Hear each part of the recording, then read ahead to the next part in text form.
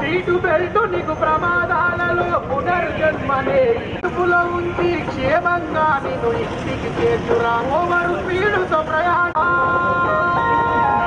ప్రాణం పోతే తిరిగి రాదురా రమాయణ.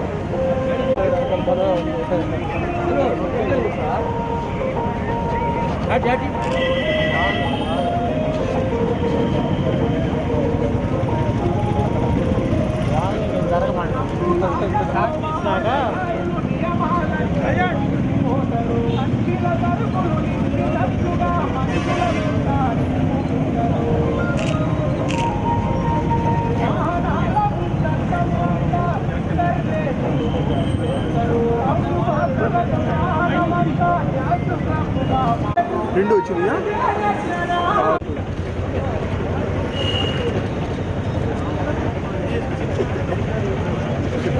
మీరు కూడా 2 అడుగులేండి సార్, 2 అడుగులేండి.